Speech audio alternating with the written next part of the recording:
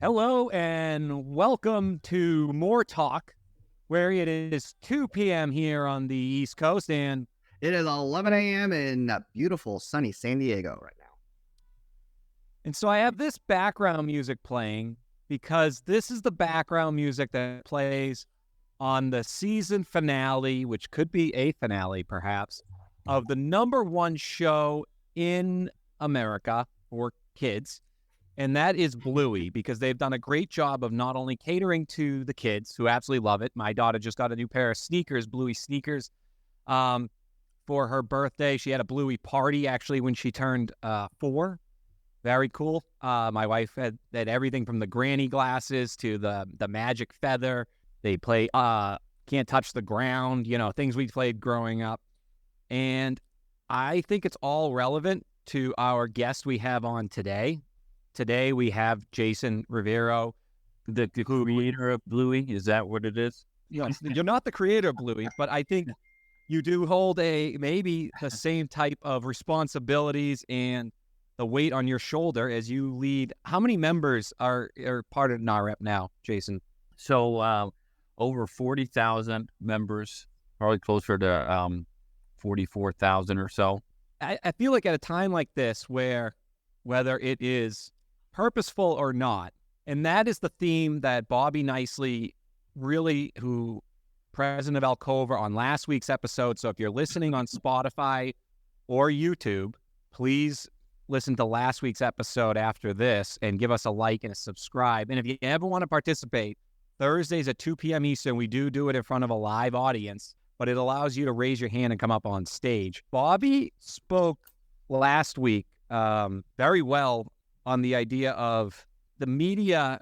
We're at a time right now where the media is out there and it's possibly making different parts of the home transaction not look great in the consumer's eyes or make them wonder. And he said it's important that we communicate, get out there and talk about the industry itself to offset that. And how are you able to keep 44,000 members in sync when some of the other trade groups seem to be having a little bit of difficulty, in these times? What's the secret sauce there? Or do you want to tell the viewers before we get into our segue? Yeah, absolutely. I mean, I think, there's certainly, when you think about it, just like with any endeavor, but I think, going into it, if you were to start all over again, the difficulty of creating a trade association is certainly much more difficult than some of the, some folks make it out to be.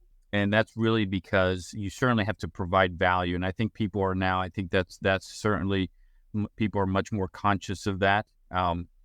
We, as an association, really don't have many ways to, how do I say it, force people to be part of our association, right? You can practice real estate, and we're not the licensing body for that. So what we've ended up doing is really creating a place of value and content. And we like to say where business and culture connect. So we're very cognizant that our members are looking to grow their business, but at the same time, do it in a way that's culturally relevant. And I think that brings the excitement to the events.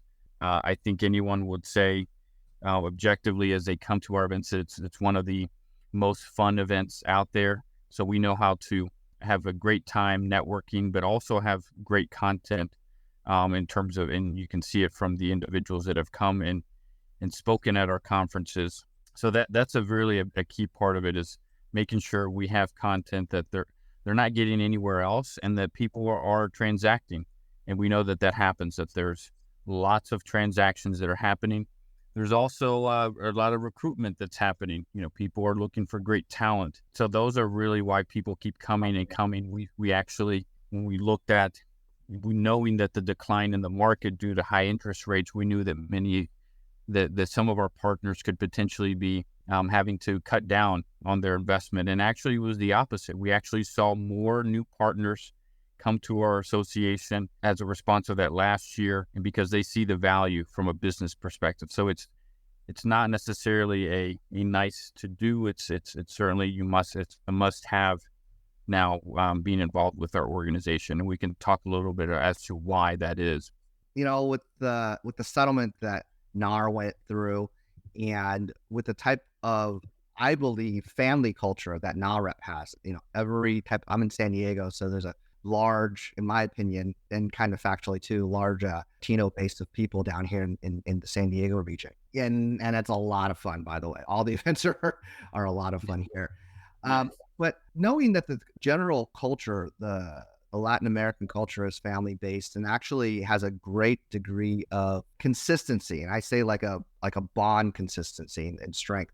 Is there anything that NAHREP is doing right now to round up its membership so that they can be a stronger membership in spite of the settlement that NAHREP has? Yes, I mean, we've typically in the past have left the advocacy piece of the industry to NAR because they've had a very formidable presence on the Hill, right? We've always kind of stuck to thinking through the ramifications from a policy standpoint for the consumer. So thinking about housing affordability, access to credit, larger macroeconomic issues and industry best practices, et cetera. But when this came to light, we actually shifted and became very engaged in this conversation, not to necessarily to preserve NAR itself, but really what we saw as the implications that were going to occur to the first-time home buyer. So let me put this into perspective.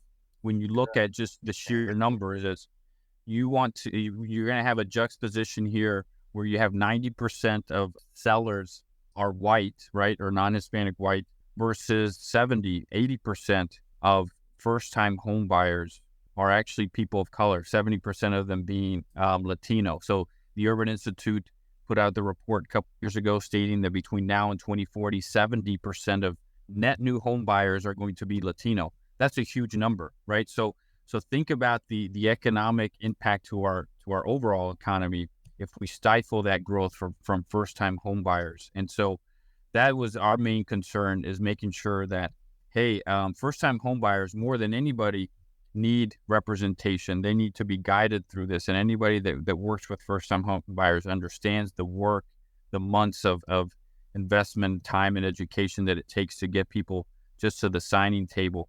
So what we're seeing from maybe the broker cooperation being dismantled, we saw some huge issues there from a financing standpoint, but also from a fair housing standpoint, from a competitive standpoint, from a transparency standpoint, and we can break it down even more here in this conversation depending on how you want to go. But yes, we've been very active on it, not just from an industry standpoint, but also bringing in other coalition partners that weren't even paying attention to this, like the Urban League or Unidos, which is a nonprofit as well. So it's more of a community focus, a civil rights focus.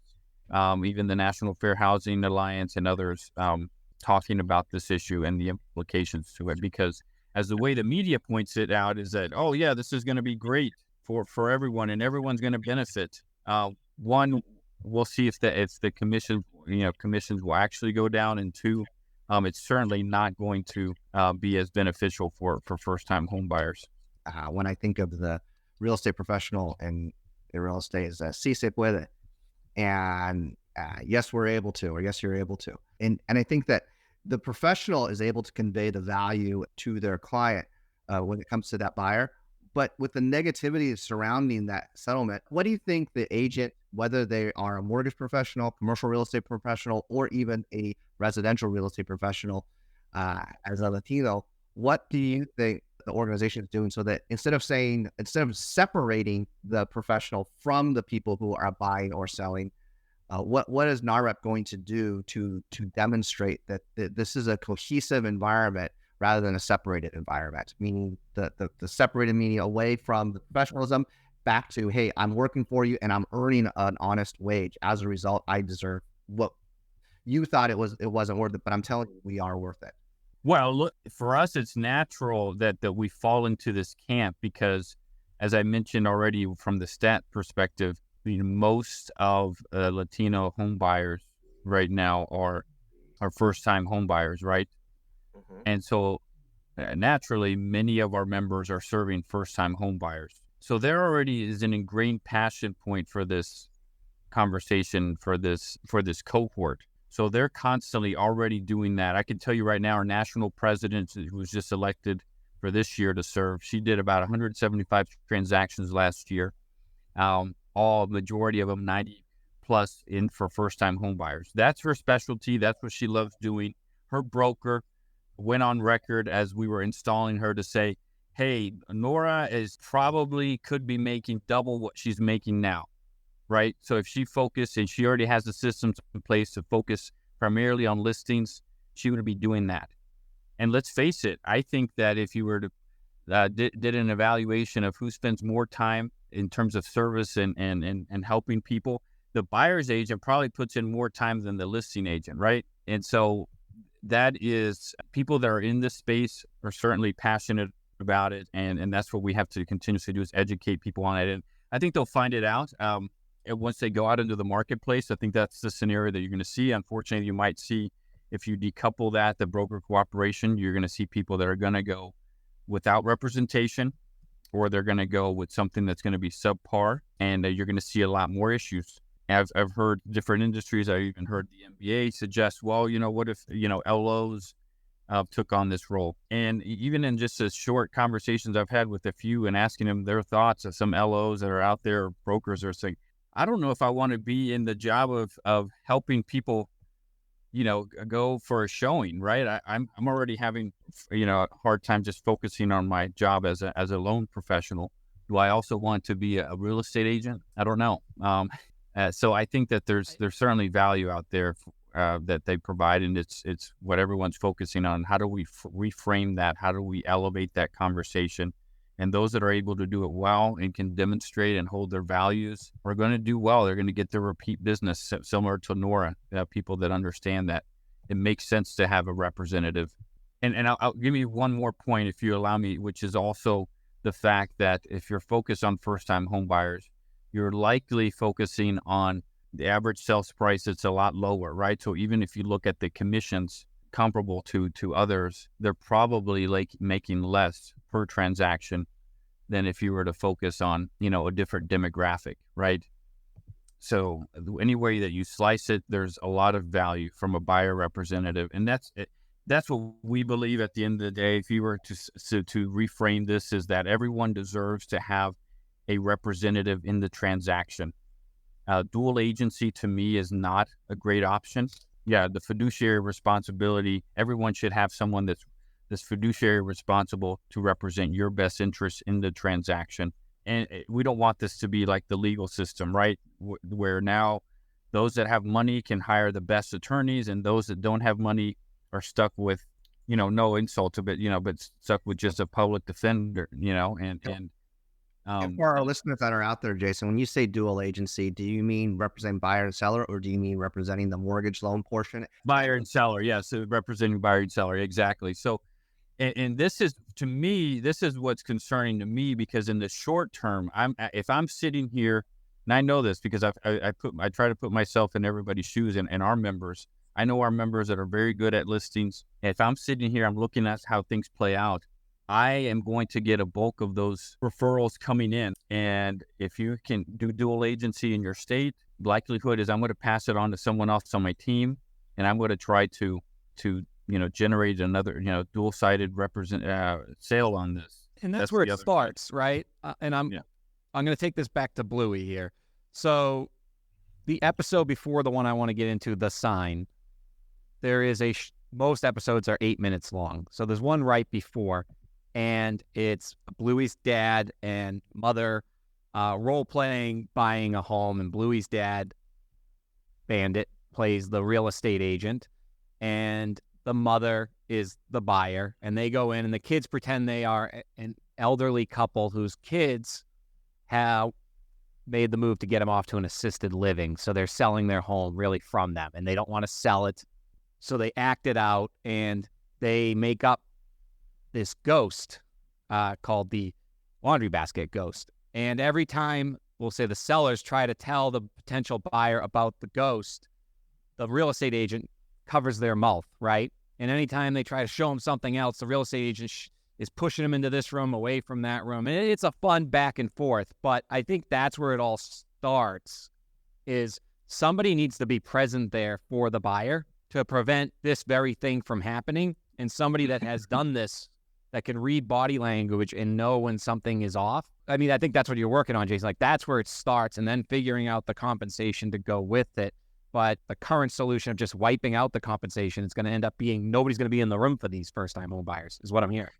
Right. I mean, look, we have a perfect example because you have, I'm sure, many of your listeners or yourself are in the lending space, right? Look what happened when we started talking about compensation, even in the CRA space, right? Where you started making it kind of a fee-based kind of situation, is ultimately people are less incentivized, right, to work some of these files, right? Why am I going to put the same time or even more time for this house where I'm not getting the same level of compensation versus? So, those are things that have had to be dealt with, and we've seen in other industries. So going to the fee-based model also it has some tremendous ramifications to it, which I've heard out there. I don't know if it's even possible, right? Because then a lot of times some of the lower cost homes, you're going to have the same amount of fee as someone that, selling a $1 million home. So, fees would have helped 10 years ago for these real estate agents. It's too late now. But like, to me, one of the better explanations I've heard is when you have a homeowner's insurance person making commission, and you have the title insurance person making commission, and you have the buyer's agent making commission, and the seller's agent making commission, and the mortgage company making commission, that's 5 people. That house that was $300,000 is now $800,000 in my area, right? So that number has gotten so big that those 5 people all getting commission on $800,000, as the amount has grown so much that the flashlight that used to be on the mortgage industry is now on them. And the mortgage industry has always done really well at working it out, whether they like it or not, LO comp rules, but they've come out at least showing the regulators that they can adapt, they won't cut the rules, and they'll play by the rules. And the real estate agents are going through it, and I feel like it's the second inning, and everybody wants it to be the 9th inning and get in their car and go home. And that's why you're seeing some mixed opinions, because their opinions might be a little bit later than the game actually is in right now. Yeah, I mean, I think there's room for improvement. Don't get me wrong, right? I think when you look at the proponents of the change, a lot of it was focused on NAR, right? In terms of how big it was, how many agents are out there, and they wanted to make this correlation. I'm talking about the CFAs of the world, Steve Brobeck, and even those that are arguing on the cases in Missouri, were that, the average agent is only doing a few transactions a year, a few transactions. So therefore, ergo, that quality is bad or low. And I don't know if you can make that assumption just because there's a lot of agents out there, but it's certainly, one of the arguments that they make. So can we elevate the service? Certainly. Can you improve that and help out? I think they have to continuously improve their service, but it is also an industry that encourages entrepreneurs, right? Where encourages someone that, gives someone that just has a high school diploma and is able to build a very successful business if they work hard, right? This is one of those industries that always surprises me. Some of our most passionate and successful presidents that have been part of our board were people that didn't have a college degree, but they were able to rise from, their low economic status, create a business, and serve our community in a great way. So why do we want to stifle that? I'm not certain. Is there a better way, you think, that the membership, and by the way, I appreciate that even though NAHREP is directed toward Latin Americans, or Spanish speaking, I should say, it's not exclusive just to Spanish speaking, it's to all cultures. So Hispanic and Spanish speaking, that's certainly the different. I mean, I think when you go to our events, they're all in English for the most part. All of our events are in English. So yeah, you don't have to be Hispanic to be a member of NAHREP at all. And we mentioned this, I think, I saw in the title in terms of Spanish itself, and we can talk about that more. I'm happy to have a whole conversation. That's a great conversation just about language in itself and the importance of language. Yeah, it's open for everybody. Is there any plan for NAHREP in the near future? And I define near future in the next few years, to provide better business planning for the real estate professional, whether in mortgage or in real estate, so that they can pass on the same type of business skills, whether in negotiations or contract reading or just customer service representation to buyer or seller. Is there any plans to further the education for the real estate professional? Well, my friend, you just asked the perfect question, because that's actually, if you were to give us a distinction between what we do and let's say what NAR does, that's our bread and butter, right? Which is, we know you're getting all your licensing, your continuing education from your local board and from, NAR as a whole. What we focus on is actually, how do we help our businesses and our members scale? So when you come to our events, the likelihood of you finding a part-time real estate professional it's very rare. Most of the people there are full-time in this industry. There's a primary business. We did a survey late last year, and we showed that about 29% of our members have a net worth of over $1 million.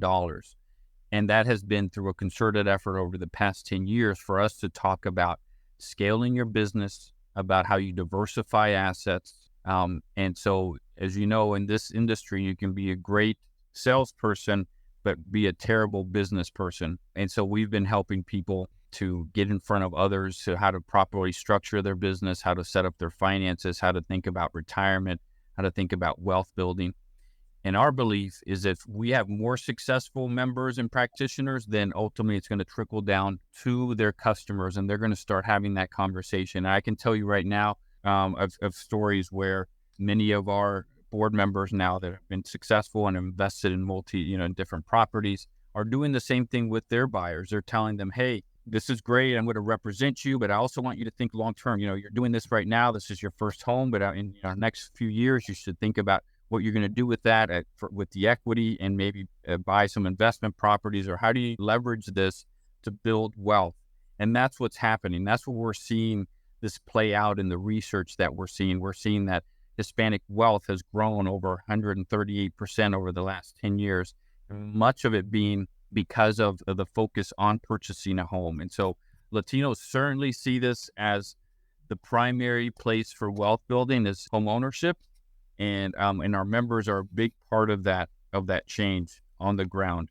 How much do your members work together, like real estate agents working with the loan officers within the community versus outside and trying to recruit them in as members? Well, the part of the ecosystem of anybody that's doing well in the Latino market is the understanding that you have to have an ecosystem within, the referral partners that also know how to service this customer, right? So if I'm an agent, I'm going to have an LO or multiple LOs that understand this customer, and potentially they know how to speak their language. You're going to have companies that can do the underwriting, and the servicing. All those kind of things are questions that our agents are having. They're also having, relationships with CPAs that work with the Latino community, attorneys, financial advisors, all that. That's the broader ecosystem. Are they feeling the golden handcuff of 70% of mortgages are below, 4%? Or it sounds like no, because your members and their customers would keep that home anyway and use education through attorneys and CPAs. Oh, you're talking about, so the rates. I think there's more elasticity in this community. I mean, they see this now as an opportunity now. I think so. Less question around, hey, I know that rates are high, but we know that this is something we want to do right now. I mean, that's where, if you look at FHA and the growth, I mean, look at the numbers, right? Even during the highest period of interest rates, you saw still a positive net growth. You actually had the highest household formation among the Hispanic community, over 377,000 new households last year. That's the single largest gain since 2005. So that tells me that despite the headwinds of interest rates and inventory, there was still a huge demand for people to purchase their first home. So I would say broadly that no, I don't think they're as sensitive to it. Certainly, our practitioners work through them to talk to them about, you're dating the rates, right? Right. I wanted to address a recent news about Leo Pareja. Yes. If you don't mind me addressing this with you real quick. He was former national president. Now he's appointed as CEO of EXP. EXP's made a lot of strides, especially when it comes to building self-employment in the in the real estate space. So is there any plan for him to expand not only his influence, and also is he willing to even share even some of the business building secrets that he might have at EXP amongst the entire Hispanic real estate community as a result, to share that wealth? Because I think that as a person who is in a position not only of influence, but also of power, he can make huge strides, not only for EXP, but also for the entire real estate community, especially those who are Spanish speaking. Absolutely. No, I mean, Leo is that person. He's very benevolent. He gives of his time. He was the number one KW agent early on in his career, went to start Remine, and was president of our organization. I personally have a great relationship with him as well, and it's been great to see him find a great place at EXP. He is very much a strategic thinker, fast thinker, understands processes very well and how to scale business, as you pointed out. And so he openly gives of his time when he can, and has mentored and does masterminds and has done that in the past. We plan on having him on stage at our conference as well, maybe potentially a fireside chat in September. So yeah, we were very proud to see this as first Latino major CEO of one of the largest brokerages out there. So it's great to see that, and the leadership team and what they're certainly gaining market share within this, and have galvanized a lot of Latino agents and brought them over to their platform. So you should come in if you want to hear them. Absolutely. Yeah, definitely. We're going to be in San Diego, Michael, so it'll be very easy for you.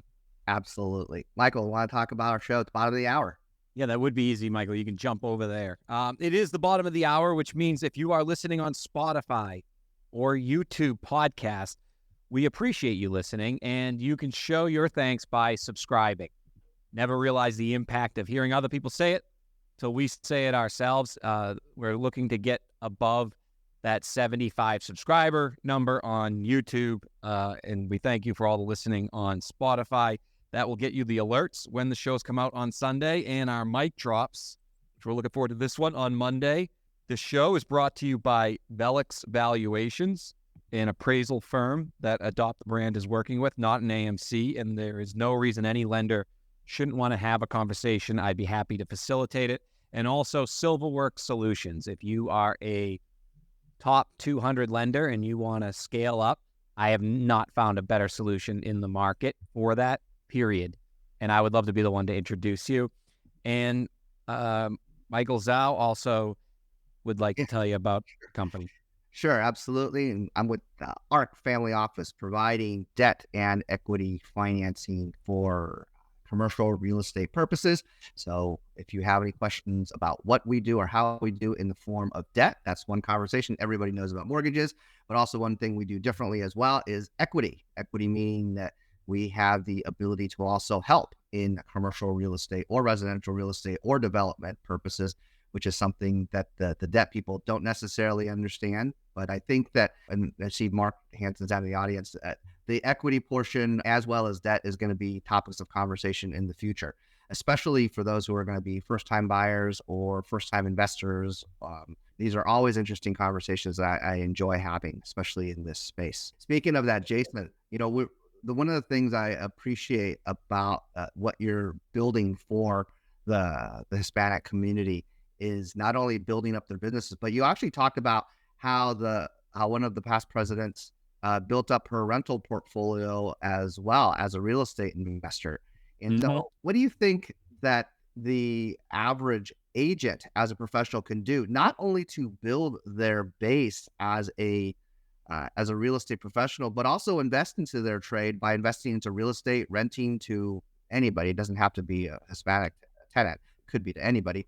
What do you think that you can do as a membership? Not when we talk about real estate professional membership groups, a lot of them just focus on the business building itself without actually building the investment portion. Is that something that you guys are really looking into, buying into the craft and then buying into the trade itself as well in the form of investment property ownership through education? Not necessarily directly ourselves, but certainly on the education side. For example, late last year, we also started an angel investment group focused on investing in Latino prop tech startups. And we're also creating some local investment clubs around the chapter level where we are talking more around this real estate investment opportunity. One of our board members, his name's Rob Chavez. He has a national real estate investment group called Grid. And so we're working something out with him to figure out how we can bring this to our members locally, how to help real estate professionals get it more into investing. That's interesting.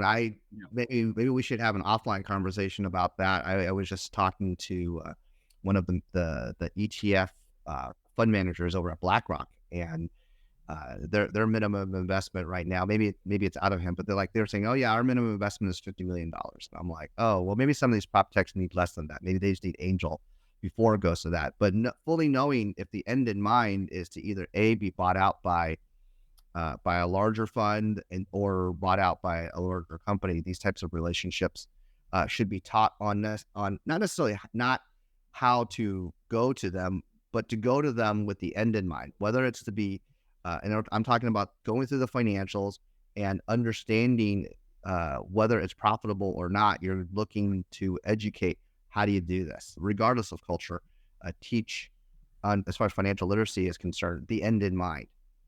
And so this is something. It wasn't scalable. I think that's what's so exciting is Sure. Jason and NAHREP have figured it out before others, or at least maybe not figured it out, but have reinvested heavily culturally into it. And what better time than with social media and even the ability to use video rather than walking around and handing out pamphlets and having town meetings, right?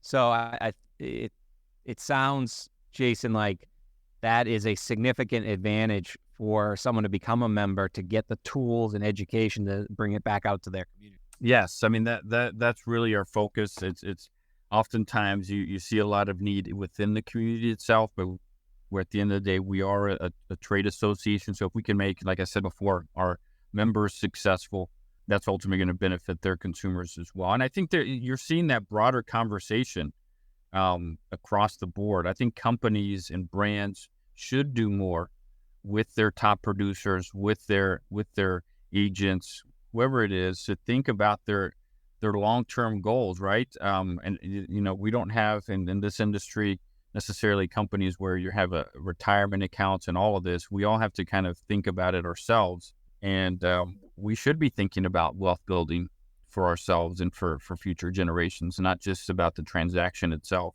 Absolutely. I do want to shift gears, though, back to this episode of Bluey. I've been dying to do it. And so it's called The Sign. And the purpose of this antidote is, have we as an industry focused so much on rates, and are they going to drop? Is the Fed going to drop it? The news around the money aspect of the home. Have we gotten a little bit away from what I think culturally, when I was interviewing you, Jason, it seems your members really understand, which is the importance of the home itself. And so I think this correlates really well with, I don't know if anybody caught it, but over in the real estate community, the one everybody calls the funniest by far is a gentleman named Matt Leonetti. And he did a story, which I'll see if I can play it in a couple minutes. I have it ready here. It has to also do, I think, with this theme here. So the theme of the episode, The Sign, is important because it was 39 minutes long. Most Bluey episodes are 8 minutes. And it has to do with the father. The father gets an opportunity to work in another area. And so the house that they grew up in, the house that we've invested 5 years as viewers in and have come to love, they have to leave for, quote, a better life, or possible the concept of financial burden.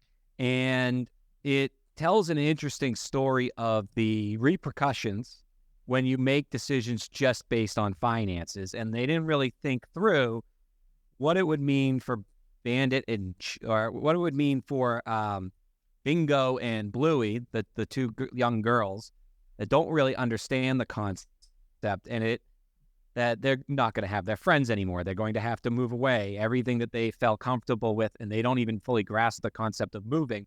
And so there's some interesting parts of the story as it goes through, but the kids start to think that the sign represents selling. And if they can just get a family member or a family member's friend, an adult, to pull that for sale sign out of the front yard, then they don't have to move, because they realize that crying about not moving is not working. pleading to their mom is not working. Their dad is going to take this new job. And it's a very emotional episode. Like I cried tears of sadness and then tears of joy because you go through and the real estate agent is in a suit, a tie, a quick seller. You know, they give that typecast stereotype unfairly to that real estate agent on the cell phone all the time. But ultimately, they sell the home, and it's a lot of explaining to the kids the concept of that and missing, you know, what somebody grew up in. And then you have at the very end, the actual buyer backs out, and there is and the overwhelming joy of seeing the kids and the wife and everybody, because they're watching the father on the cell phone. They can't hear what he's saying, and he eventually kind of rips the sold sign off, and he's sitting there staring at the home, right? And he's the for sale sign, the big for sale sign, he's looking at, and they're in the car, and they can't hear him. What's he saying on the cell phone? And they were all ready to move, and you know they got this song playing, and he just kind of grips that for sale sign. You can see with all his might, he's pulling it slowly out of the ground, and he throws it into the street. And the mother comes running out because she didn't like the consequences of it from a personal perspective, from a family. And the kids come running out, and they all tackle the dad, and they're as happy as can be. You know, you get tears of joy watching it. So my point is, do we need to get back to, and maybe social media with granite countertops and everything, have we gone a little too far to mortgage rates and financial vehicles? And I think what you told me at least 2 years ago, your membership does really well, is appreciate the home for some of the family parts of it and what you're building inside of it. Yeah, I mean, certainly. I guess the question would be, can you speak how the customers of your membership base, a lot of them, they appreciate the home for having a home. They're less picky about Zillow pictures, right? And more, can I get in here and is this what I want to raise a family? And that's why you're seeing a lot of success in membership. Yeah, the big drive for it is certainly around the family nucleus, right? And it leans towards having buyers that are multi-generational, you know, where you have different individuals, you know, your aunts or your grandparents, mothers living with you. That's certainly a key factor to it. So it's hard to think about it in the other way than this is a family investment. So I didn't really watch that full episode, so I can't make the same correlations. Yeah, some people are saying it's too expensive, but if two families went into the same home, right?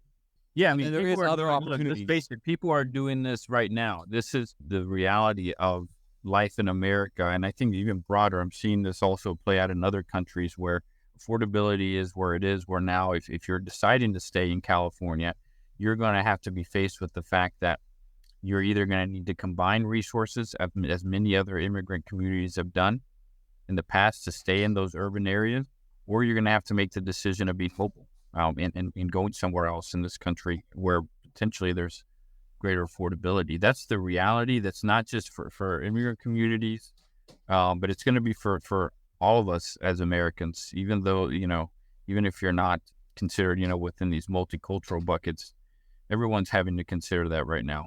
And I think that was really what I was getting at, is like, it's okay if it's not what it's supposed to be, and if it is what it is, as long as you're doing it with the right intentions. And so if you can combine family members and stay rooted, if you're not willing to do that, there are going to be other families now popping up that are going to be willing to do that. And that's the market that we have. Yes. I just wanted to get that message out there. And I think in the Matt Leone piece is, and we'll put the link in here, but does this whole video of watching a family growing up in a home, and then like the daughter graduating, the kids going off to college, right, getting married, the first dance, the first prom. Then at the end, you realize it's the house itself telling that story.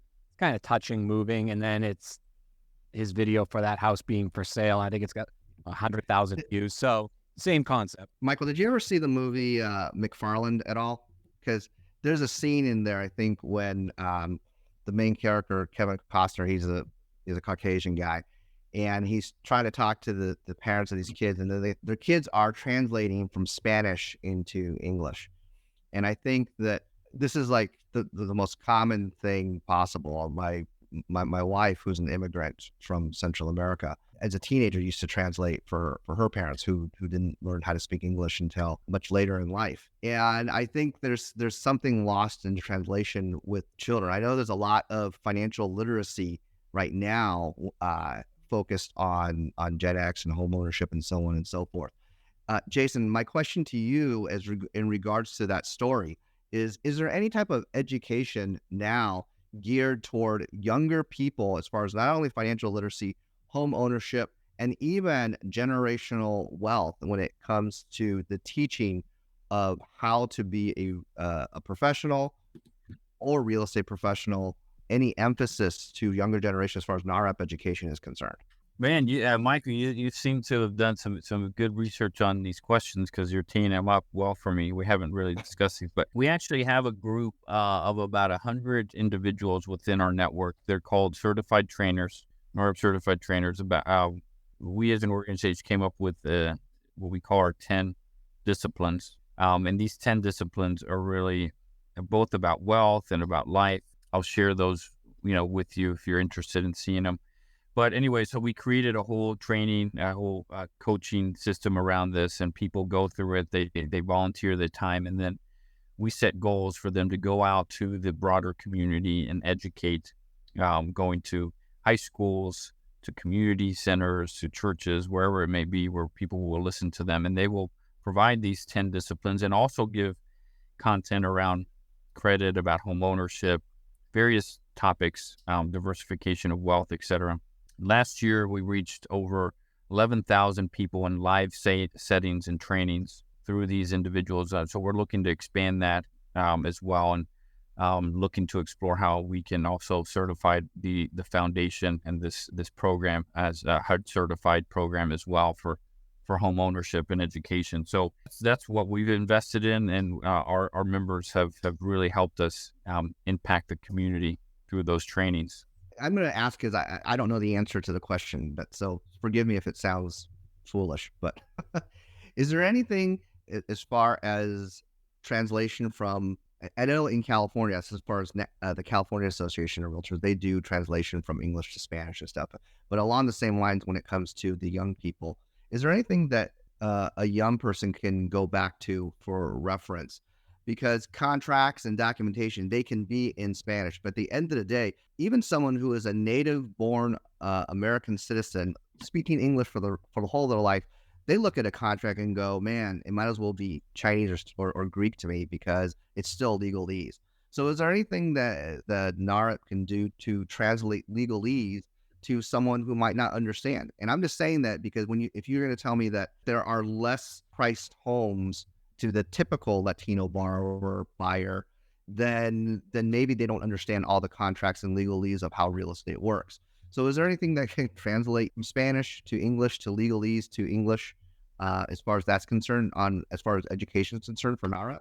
So we don't get too much on the contract side of things. We, as you saw, if you're familiar, HUD put out a great set of new resources in Spanish for loan documents back in June. What we put our effort is we have a free glossary you can download. You can go onto our website and just look at NAHREP glossary or Spanish glossary, and we've put together through a whole committee of individuals of Spanish neutral translations, words and phrases that are most often used within the real estate transaction. So this is free to download. So this glossary is there, so you kind of can use the right terms and the terminology that people can kind of understand. So as you know, there's academic translations, and then there's also those that are actually used in the community. So that this is a free resource if you're interested in that. So just is that exclusive to NAHREP members, or is this for anybody in the real estate community? No, it's free. You Google it right now. You could pull that up and download it. I sure could have used that a lot in my career.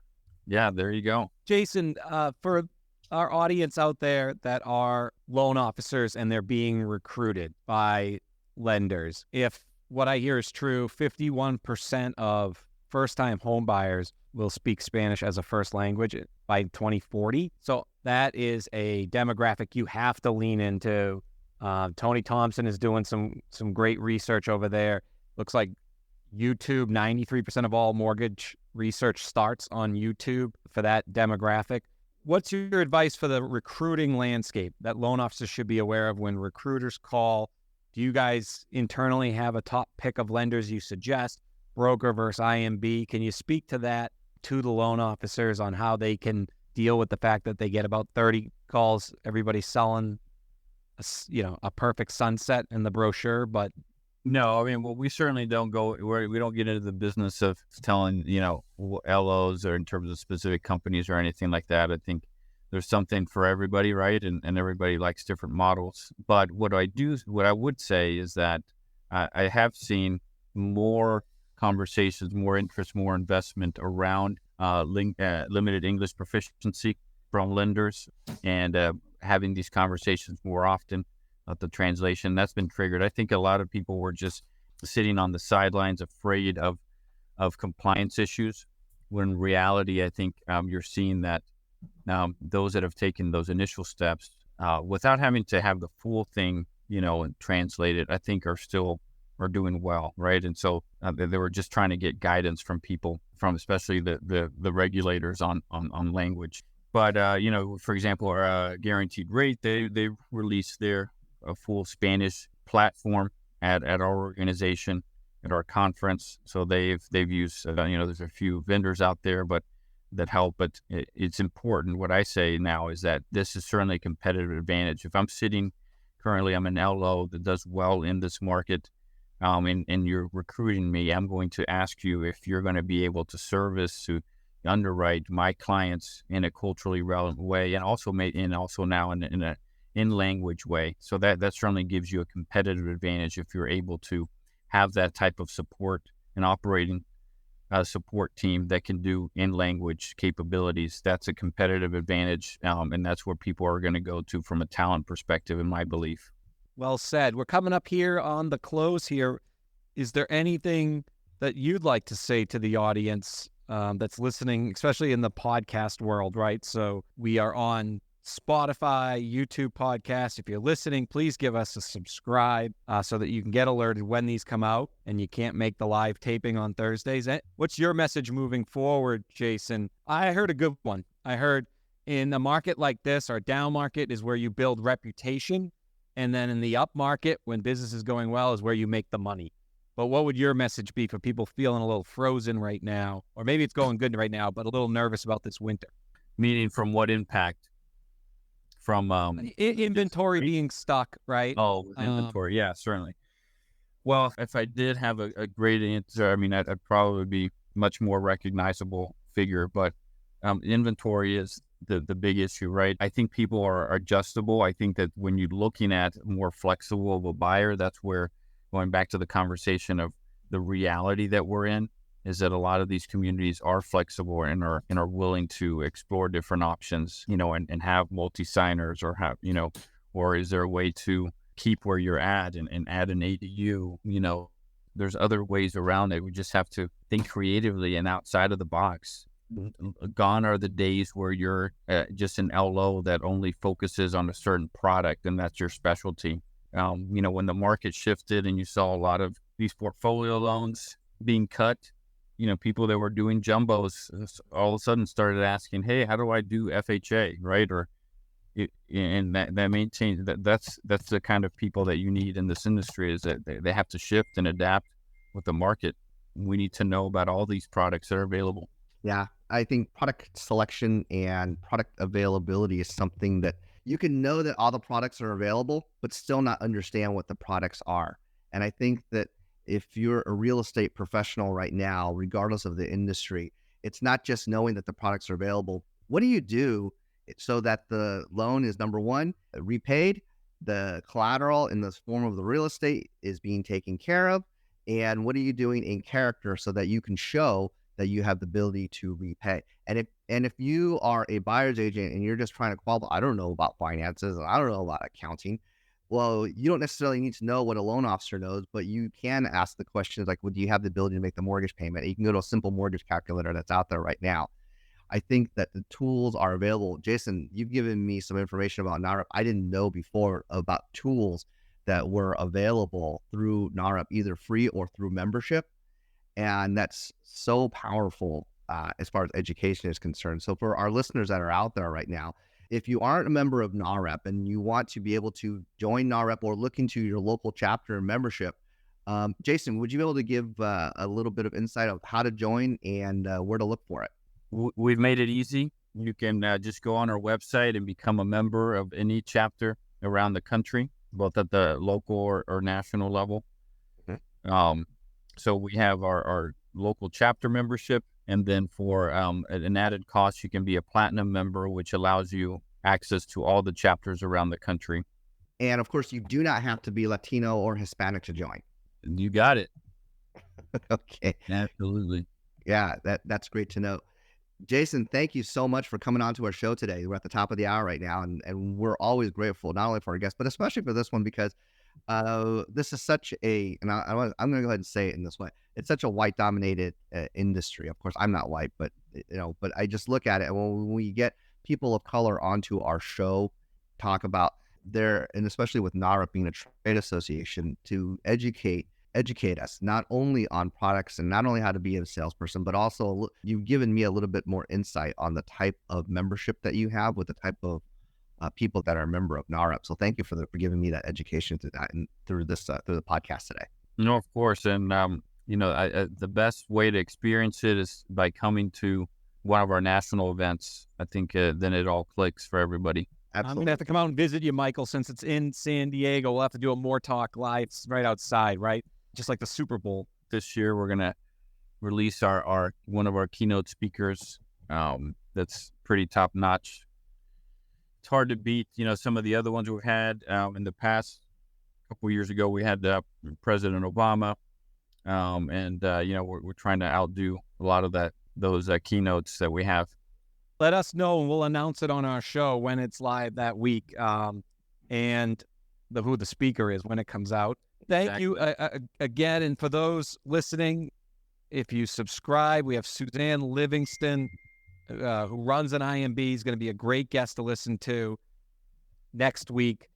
Thank you again, Jason. We really appreciate it. And this was an awesome show. And, we already picked up 32 Bluey fan subscribers. So I'm just kidding. But thank you for working with me as I walked through a point I was trying to make. And it's just an honor to have you on here. And we're going to try and distribute this as much as possible, because the entire industry needs to hear this, not just this week, this month, this year, but for the next 5-10 years. They really need to be following you and making sure your trade group is part of their business plans and decisions. Thanks, guys. Michael, take care.